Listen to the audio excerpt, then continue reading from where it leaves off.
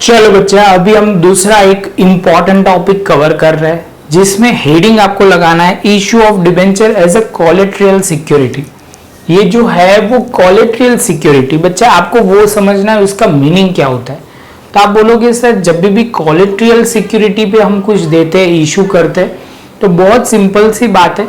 हम जो security issue करते हैं, सपोज मैंने किसी से लोन लिया, मैं इंडिविजुअल लेवल पे आऊंगा तो मुझे ऐसे बोलना चाहिए कि जब कंपनी ऑर्गेनाइजेशन होगा, कंपनी फॉर्म ऑफ ऑर्गेनाइजेशन होगा, वो सपोज किसी से लोन लेता है, बैंक से लोन लेता है, तो उनको सिक्योरिटी के तौर पे कुछ आपको देना पड़ता है। मतलब वो एज ए, आप कोई भी समझ लो, प्रॉपर्टी रख सकते हो, कुछ भी आपको as a collateral security purpose के लिए देना पड़ता है।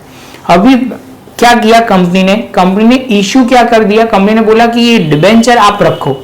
इशू वर्ड नहीं बोलना चाहिए, वर्ड ऐसा बोलना चाहिए, कंपनी ने क्या किया, बैंक को डिबेंचर दे दिया और बोला कि एज ए ये कोलेटरल सिक्योरिटी मैं आपको दे रहा हूं, तो वो कंसिडर करेंगे, कैसे कैलकुलेशन करेंगे, कैसे दिखाएंगे।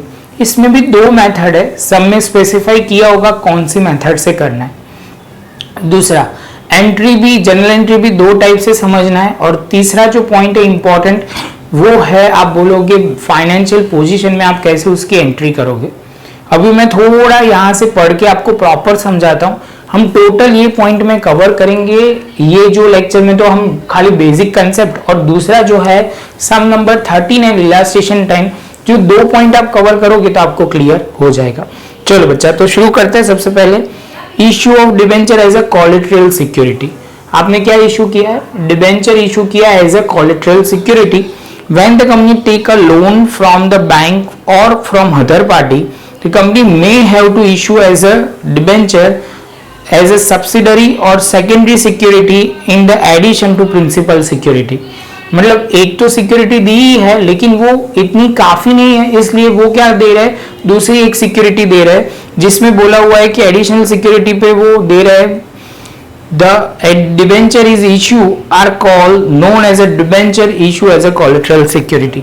तो डिबेंचर इशू किए जाएंगे, वो क्या बोला जाएगा, तो डिबेंचर इशू हो रहा है तो उसको हम सिक्योरिटी पर्पस के लिए कंसिडर किए जाएंगे। आगे चलते हैं। If the company repay its due to the bank right time, the bank will return the debenture to the company and debenture receive the way cancel by company. बच्चा वो समझना, ये डिबेंचर जो होंगे वो एज ए सिक्योरिटी के तौर पे दिए जाते हैं। सपोज वो टाइम पे पेमेंट कर देती है कंपनी, तो कंपनी को वो रिटर्न मिल जाता है डिबेंचर, वो ध्यान में रखना है। आगे चलते हैं। However if company fail to repay the amount of loan interest on this proper time, then lender will first realise his debt from principal security. मतलब पहली जो सिक्योरिटी है, एसेट पे जो भी कुछ दिया होगा वो बेच लेंगे।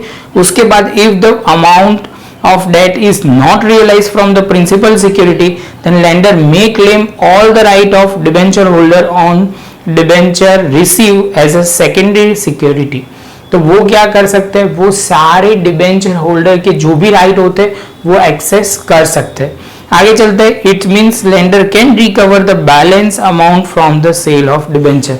तो डिबेंचर वो जो मतलब बैंक जो है वो क्या करेंगी, पब्लिक में ये डिबेंचर सेल कर सकती है, उनके पास राइट है। ये समझना बच्चा कि ये जो होता है, पहले उनको खाली डिबेंचर दिए जाते हैं कि आप रखो एज ए सिक्योरिटी, पेमेंट नहीं करोगे तो ये डिबेंचर हम जनरल पब्लिक में बेच सकते, कुछ भी कर सकते, लेकिन हम हमारी अमाउंट रिकवर कर सकते हैं। समझ में आ रहा है बच्चा? ऐसे तो ये कॉलेज में बहुत डिटेल में अच्छी तरह पॉइंट आता है, लेकिन आपको कंसेप्ट क्लियर होना चाहिए। चलो बच्चा आगे चलते हैं। तो यहाँ पे बोला है there are two method of dealing with the issue of debenture in the books of account. पहला जो है, debenture given to bank as a security are only for safety of loan. Loan की सेफ्टी के लिए कि हाँ मैंने एक सिक्योरिटी पर्पस के लिए मैंने डिबेंचर इशू किया है। आगे चलते हैं। No entries pass for the issue of debenture in the books of account, entry pass only the bank loan. हम क्या करेंगे, हम डिबेंचर इशू की कोई एंट्री ही नहीं करेंगे। और आप बोलोगे सर तो वो क्या करेंगे, हम खाली बैंक से लोन लिया गया है उसकी ही एंट्री करेंगे। On the equity and liability side of balance sheet show under the long term borrowing under the main heading of non current liability is shown in the illustration 10। तो वो तो हम डिस्कस करने वाले हैं, वो तो हो जाएगा। अभी दूसरी जो मेथड है उसमें हम एक अकाउंट ओपन करेंगे. In this method entry for issuing debenture as a collateral security is recorded in the books of company. This entry will be as under debenture suspense account debit and debenture account credit. तो आप बोलोगे sir debenture suspense account हम क्या करेंगे, debit होगा, credit क्या करेंगे, debenture account. Clear है. उसमें जब आप कोलेटरल सिक्योरिटी जब देते हैं उसकी बात है. उसके बाद यहाँ पे दिया हुआ है in the balance sheet the debenture suspense account will be shown as a deduction from the debenture account on the equity and liability side and when the loan is repaid to company then the bank return all the debenture to the companies. The debenture will be cancelled by the company. Entry pass above is reverse. मतलब जो entry हम जब पैसे payment कर दोगे bank loan के तो आपको ये डिबेंचर वापस मिल जाएंगे. तो जो हमने एंट्री की है वो हम रिवर्स कर देंगे. क्लियर है बच्चा. शांति से प्रॉपर पहले नोट्स में क्या लिखना पड़ेगा, तो 2 पॉइंट लिखना है कि no entry will pass while issuing debenture. तो आप बोलोगे सर इसके अंदर हम खाली bank account debit and loan account करके छोड़ देंगे, जब दूसरे वाले में जो हमने लिखी हुई है वो एंट्री लिखेंगे debenture suspense account debit and debenture account.